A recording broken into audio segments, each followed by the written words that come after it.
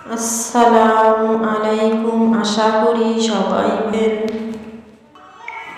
যাদের রাতে ঘুমাতে দেরি হয় তাদের জন্য ভিডিওটি খুব গুরুত্বপূর্ণ।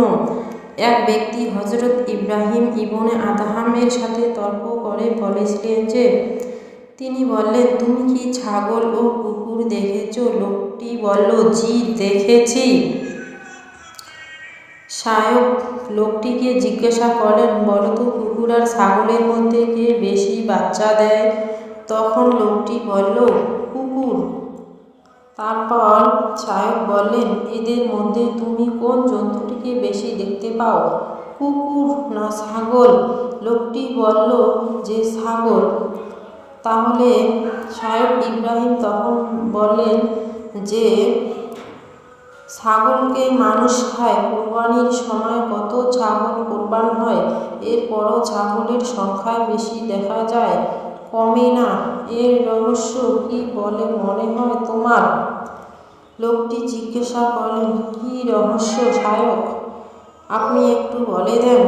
শায়ক বললেন, একবার ভেবে দেখো, এটা কি বরকত নয়? লোকটি বলল, তাহলে এর কারণ কি যে ছাগলের মধ্যে বরকত হয় আর কুকুরের মধ্যে বরকত হয় না?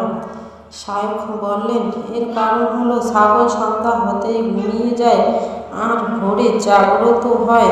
এই সময়টাই হয় রহমত ও বরকত বর্ষণের মুহূর্ত, এর ফলে তার মধ্যে বরকত হয়। আর কুকুর সারা রাত জাগ্রত থাকে, ফজরের আগে ঘুমায়, তাই সে বরকত থেকে বঞ্চিত হয়। একটু চিন্তার বিষয়, নবীজির সুন্নাত হলো এশার নামাজ পড়ে ঘুমিয়ে যাওয়া, শেষ রাতে জাগ্রত হয়ে তাহাজ্জুদ করা। কেননা আল্লাহ রাতের শেষ তৃতীয়াংশে প্রথম আসমানে নেমে এসে বান্দাদেরকে দোয়া করার জন্য, ক্ষমা করার জন্য ডাকেন। আর আমরা সারা রাত মোবাইলে, ইন্টারনেটে হারাম কাজে ব্যস্ত থেকে ঠিক এই সময় ঘুমিয়ে পড়ি, আর ফজরের নামাজের তো খবরই নেই। আমাদের মধ্যে এমন অনেকেই আছেন যখন তারা শোনেন মসজিদের ফজরের আজান হচ্ছে তখন তারা ঘুমিয়ে পড়েন। তাদের মনে হয়, হায়রে ঘুমের সময় এসে গেছে। কিন্তু তাদের এটা মনে হয় না, আজান যখন হয়ে গেছে নামাজটা পড়ে ঘুমিয়ে পড়ি। অথচ রাসূল সাল্লাল্লাহু আলাইহি ওয়াসাল্লাম বলেছেন, ফজরের কেবল 2 রাকাত সুন্নত সালাত পৃথিবীর এবং এর মধ্যে যা আছে সবকিছু তাইতে উত্তম। সুবহানাল্লাহ। তাহলে 2 রাকাত ফজরের কতটা মর্যাদা হতে পারে একবার ভেবে দেখেছেন?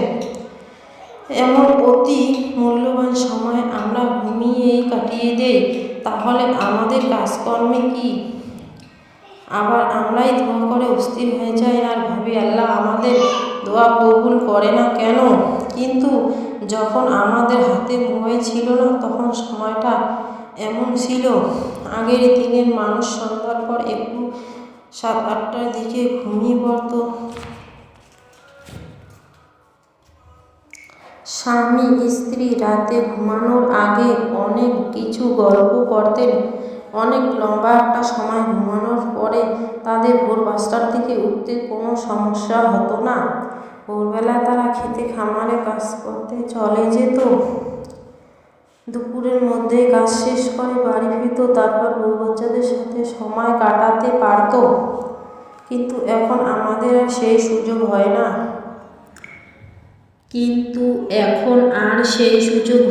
ঘুমের সময় ছাড়া আর কেউ বাসায় থাকে না, শুধু কাজ আর কাজ।